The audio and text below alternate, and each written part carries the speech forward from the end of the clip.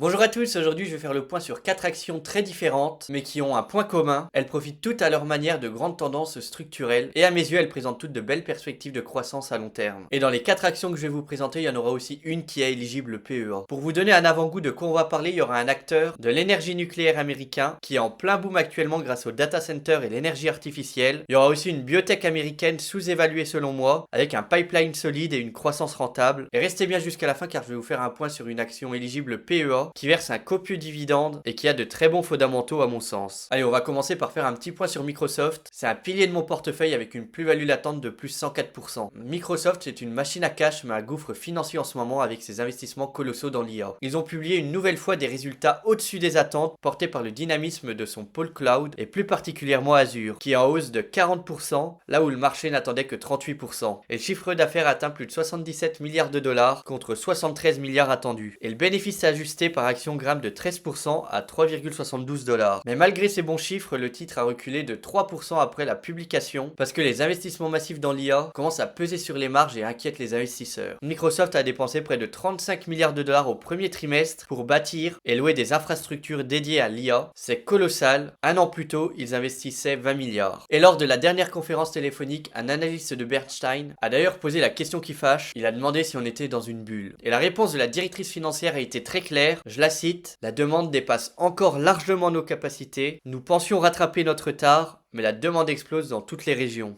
En clair, Microsoft investit massivement pour suivre la demande qui explose, notamment venant des grands acteurs de l'IA générative. Et l'entreprise a déjà sécurisé un partenariat clé, OpenAI, dont elle détient désormais 27% du capital, une participation valorisée à 135 milliards de dollars. En contrepartie, OpenAI s'est engagé à acheter pour 250 milliards de dollars de services Azure. Autrement dit, ces investissements ne sont pas une fuite en avant, mais une préparation à un cycle de croissance long terme. De mon côté, je suis toujours actionnaire de Microsoft avec une belle petite plus-value. C'est bien sûr à titre que je garde, parce que malgré ces investissements lourds à court terme, le potentiel de monétisation de l'IA avec Copilot, Azure et les services cloud reste immense. Et je pense même que le marché sous-estime encore le retour sur investissement dans le futur. Voilà, on ferme la parenthèse avec Microsoft et au passage, si vous aimez mon contenu, votre like et votre abonnement m'encourageraient énormément. Pour rester en Amérique, je voulais vous parler de Constellation Energy. C'est le nouvel Eldorado énergétique des data centers. C'est un acteur moins connu, mais qui fait beaucoup parler de lui aux États-Unis. Le titre a littéralement été multiplié par 7 depuis son introduction au Nasdaq début 2022,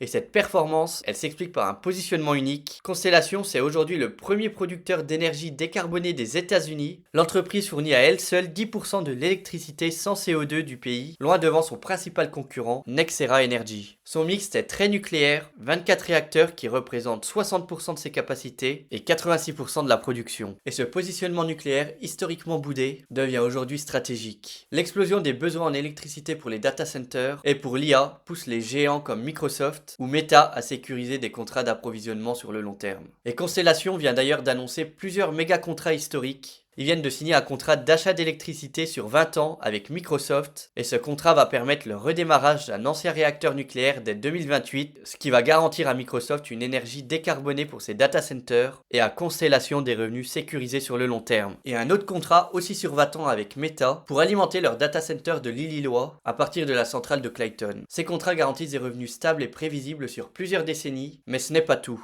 Constellation va doubler sa capacité avec l'acquisition de Calpine, un énergéticien texan, pour 16,4 milliards de dollars. Calpine apporte 27,7 gigawatts de capacité supplémentaire, dont beaucoup de centrales à gaz, mais aussi des sites solaires, éoliens et géothermiques. Le résultat direct, c'est que les capacités totales de Constellation vont grimper à 60 gigawatts, avec une présence renforcée au Texas, en Californie et sur la côte Est. Et c'est les zones où la demande en électricité explose. Et sur le plan financier, les perspectives sont tout aussi solides. Le bénéfice par action devrait augmenter de plus 20% d'ici 2026 et le chiffre d'affaires devrait passer de 24 à 30 milliards. C'est une pure valeur de croissance dans l'énergie avec une dynamique comparable à celle d'une tech, mais sur un marché tangible. Côté dividende, ce n'est pas le point fort, seulement 0,4%, même si la direction prévoit d'augmenter le dividende de 10% par an et un rachat d'actions de 3 milliards. Personnellement, Constellation Energy, c'est une valeur que je ne connaissais pas avant et je commence à la suivre de très près. Elle coche toutes les cases de méga tendance, décarbonisation, IA, relocalisation énergétique et sécurité d'approvisionnement, c'est typiquement le genre de titre que je pourrais envisager d'intégrer à mon portefeuille si une consolidation du cours offrait un meilleur point d'entrée. Allez, après l'énergie, on passe maintenant à un tout autre secteur, la santé avec Incyte Corporation. C'est une biotech rentable et décotée à mon sens. C'est une action peu connue mais extrêmement intéressante dans le secteur des biotechnologies. Incyte, c'est une valeur de croissance rentable classée 7ème parmi les biotech selon le classement Quant. L'entreprise est spécialisée dans 3 grands domaines, l'oncologie, l'hématologie et la dermatologie. Son modèle repose sur un mélange de recherche interne et de partenariats stratégiques, notamment avec Novartis qui a commercialisé son médicament à l'international sous le nom de Jakavi.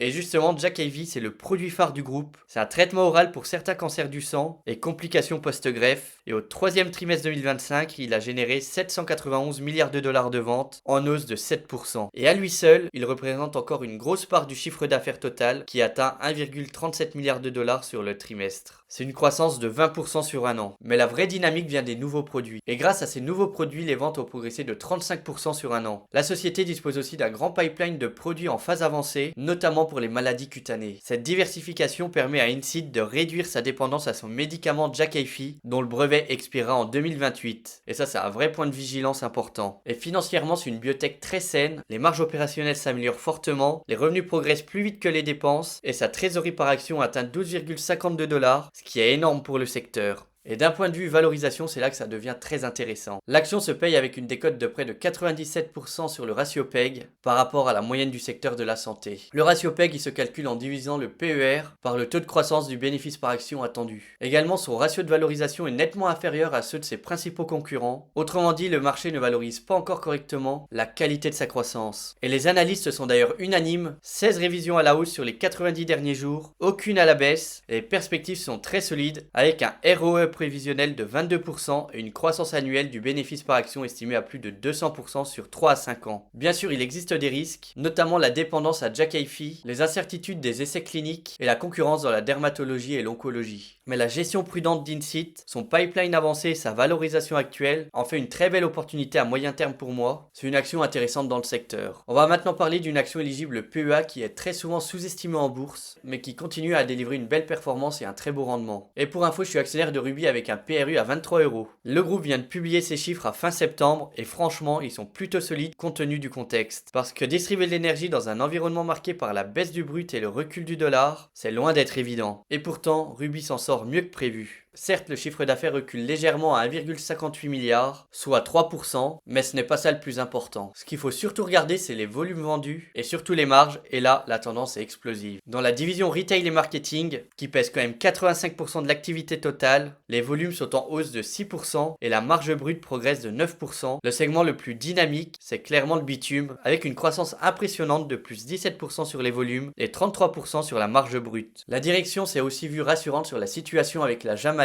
qui représente environ 5% de l'EBITDA. Après le passage de l'ouragan Melissa, déjà 75% des stations-service sont déjà opérationnelles, donc pas d'impact majeur à prévoir. Du côté de sa division support et services, qui compte pour environ 14% du chiffre d'affaires, les ventes ont reculé de 17%. C'est une baisse assez classique liée à la saisonnalité de la raffinerie Sarah en Martinique, rien d'alarmant, d'autant que la partie trading se maintient bien. Et enfin la division Photosol qui produit de l'énergie solaire, c'est environ 1% de l'activité, mais elle affiche quand même une belle performance avec plus 24% de production. Ruby continue donc de développer ce pôle renouvelable avec un portefeuille sécurisé de 1,3 GW à la fin septembre et un objectif de plus 2,5% GW d'ici 2027. En résumé, Ruby montre une belle résilience opérationnelle avec des volumes en hausse, des marges solides et une diversification qui commence à porter ses fruits. Et pour info, le dividende est très attrayant aux alentours de 6,5%. Pour conclure, on a vu des actions très différentes mais toutes portées par des tendances de fond, l'IA, la transition énergétique et l'innovation médicale. De mon côté, je garde Microsoft et Ruby sans hésitation et je surveille de très près Constellation et Incyte pour un éventuel point d'entrée. Si vous avez aimé mon contenu, votre like et votre abonnement m'encourageraient énormément. Vous pouvez me dire en commentaire s'il y a une des actions que vous avez déjà en portefeuille. Merci à tous et bon investissement.